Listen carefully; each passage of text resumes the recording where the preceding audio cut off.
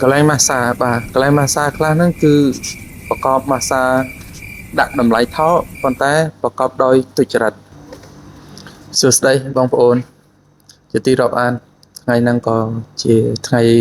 ដែលខ្ញុំធ្វើវីដេអូចម្លែកដែរសង្ឃឹមថាបងប្អូនជួយ share ជួយ like វីដេអូខ្ញុំនិយាយអំពីសង្គមមួយនេះដែរបាទថ្មីនេះយើងធ្លាប់មានយើងបានដឹងហើយថាប្រទេសកម្ពុជាយើងជាប្រទេសមួយដែលពឹងពាក់លើវិស័យទេសចរមួយផ្នែកធំដែរនៅក្នុងវិស័យទេសចរក៏បាននាំចំណូលភាគច្រើនដល់ប្រទេសកម្ពុជាយើងដែរបើតាមរបាយការណ៍ក្នុងអំឡុងឆ្នាំ2024ប្រទេសកម្ពុជាយើងបានចំណូលពីវិស័យទេសចរជាង$3000 លានជាង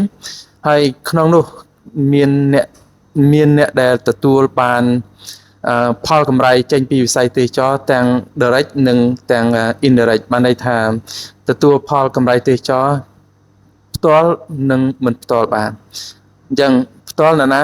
បានផ្ទាល់និងមិនផ្ទាល់បានអ្នកដែលបម្រើសេវាវិស័យទេសចរមានដូចជាទស្សនស្ថានភាពភោជនីយដ្ឋានអ្នកលក់អាហារអ្នកដាំបន្លែអ្នកចិញ្ចឹមសត្វចិញ្ចឹមត្រីទាំងអស់ក៏ជួយផ្គត់ផ្គង់សេវាកម្មទៅកាន់វិស័យទេសចរនឹងផ្ទាល់ឬក៏មិនផ្ទាល់ដែរបាទ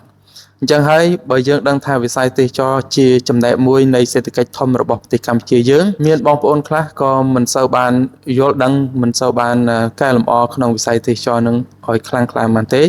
ជាពិសេសគឺដូចជាថ្មីនេះយើងមានរឿងបាតុភិបជនជាតិមួយគឺជនជាតិជប៉ុនហ្នឹងគាត់បានកន្លែងម៉ាស្សាបាទកន្លែងម៉ាស្សាខ្លះហ្នឹងគឺប្រកបម៉ាស្សាដាក់តម្លៃថោកប៉ុន្តែប្រកបដោយទុច្ចរិតដូចជា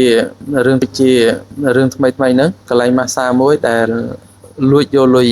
ពីជនជាតិជប៉ុនអស់ចំនួន$2000ហ្នឹងរឿងនេះមិនមែនជារឿងដែលថ្មីទេបាទរឿងនេះគឺជារឿងដដែលទេហើយកន្លែងខ្លះគឺអាចកើតមានលើសពីម្ដងខ្ញុំឆ្ងល់ថាហេតុអ្វីបានកន្លែងតែមួយអាចកើតឡើងលើសពីម្ដង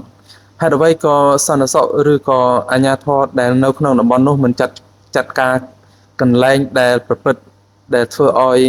អាប់អនដល់សង្គមជាតិរបស់យើងខ្ញុំឆ្ងល់ថាហេតុអ្វីក៏គេមិនបិទកន្លែងហ្នឹងឬក៏គេមិនចាត់វិធានការយ៉ាងណាមួយដល់កន្លែងហ្នឹងឬក៏បិទទៅព្រោះនេះដូចដឹងស្រាប់ហើយនៅប្រទេសកម្ពុជាយើងកំពុងតែមានបញ្ហា scam ធ្វើឲ្យមុខមាត់ប្រទេសកម្ពុជាយើងដោនយ៉ាងខ្លាំងហើយបើយើងបំរើវិស័យទេសចរខាងម៉ាស្សាអីបង្កើតបាតុភិបកើតឡើងហ្នឹងអាកេរ្តិ៍ឈ្មោះរបស់យើងក៏កាន់តែដនដែរអញ្ចឹងខ្ញុំសង្ឃឹមថាអាជ្ញាធរក្នុងតំបន់ហ្នឹងជួយមើលថាកន្លែងណាដែលកើតឡើងបាតុភិបអញ្ចឹងលើសពីម្ដង